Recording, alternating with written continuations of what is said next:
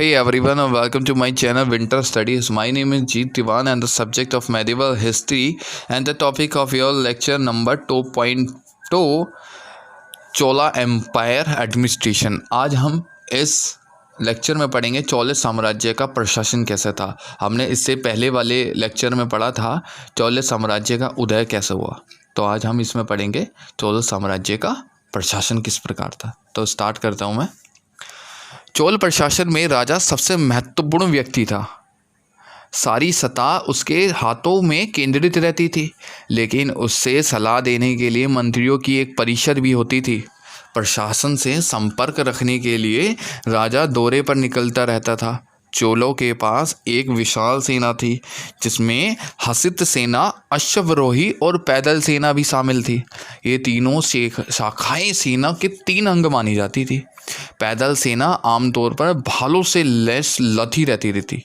अधिकतर राजा अंगरक्षक रखते थे, जो जान देकर भी उनकी हिफाजत करने के लिए प्रतिबंधित होते थे। विश्वनयी यात्री मार्को पोलो ने 13वीं सदी में केरल की यात्रा की थी। उसका कहना है कि जब राजा मरता था तो उसके सभी अंगरक्षक सैनिक उसके साथ ही चिता में जल मरते थे। पूरी संभावना है कि उसका ये कथन अतिरंजित है। जैसे कि हम देख चुके हैं, चोलों के पास एक शक्तिशाली नौसेना भी थी दोस्तों, जिसका मालाबार और कोरोमंडल तट पर बोलबाला था। और एक समय था जबकि पूरी बंगाल की खाड़ी में उसकी तूती बोलते थे।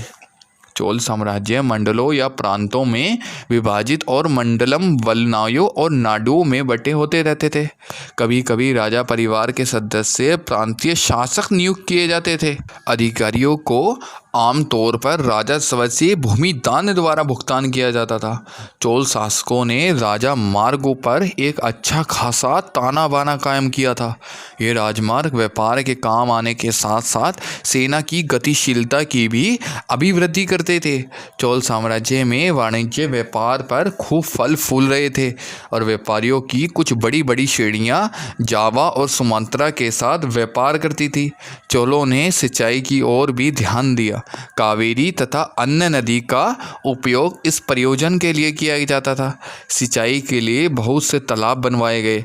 कुछ चोल शासकों ने भूमि से प्राप्त राजस्व के सरकारी हिस्सों का निर्धारण करने के लिए उद्देश्य से भूमि का व्यापक सर्वेक्षण कराया, लेकिन हमें यह नहीं मालूम था कि राजस्व में सरकार का हिस्सा ठीक ठाक कितना होता है।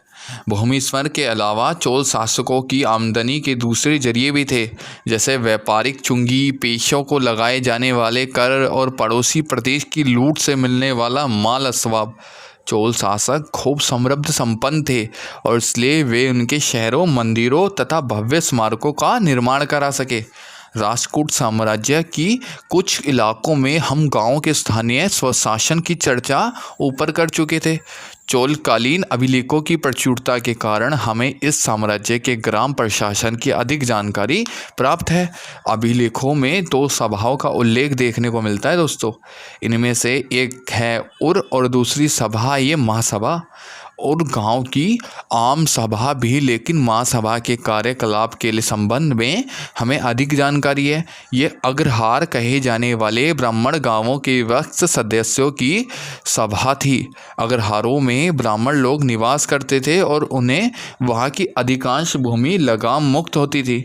इन गांवों को काफ़ी स्वायत्तता प्राप्त रहती थी। गाँव के मामलों में एक कार्यकारिणी समिति संभालती थी। इस समिति के सदस्य संपत्तिशाली शिक्षित लोग होते थे। सदस्यों का चुनाव पर्चियों निकाल कर या बारी के अनुसार किया जाता था। ये सदस्य हर 3 वर्ष बाद हर जाते थे। शांति सुव्यवस्था कायम रखने, न्याय व्यवस्था चलाने, भू राजस्व के निर्धारण और वसूली आदि में सहायता देने के लिए दूसरी समितियां होती थी। तालाब समिति में एक महत्वपूर्ण समिति थी। ये स्रोतों की पानी वितरण करने में काम की देखरेख करती थी। महासभा नई जमीन का बंदोबस्त कर सकती थी और उन पर स्वामित्व के अधिकार का प्रयोग कर सकती थी। वह गांव के लिए ऋण भी ले सकती थी और कर भी लगा सकती थी। इस चोल गांवों को प्राप्त स्वशासन की श्रेष्ठ व्यवस्था थी। इस व्यवस्था का उपयोग किसी हद तक दूसरे गांवों में भी किया जाता था, लेकिन स्थानीय मध्यस्थों को बढ़ते और जोर के कारण उनकी समयबद्धता मर्यादित हो चली। इसके दौरान ये चोल प्रशासन का लेक्चर यहाँ पर समाप्त होता है। दी एंड।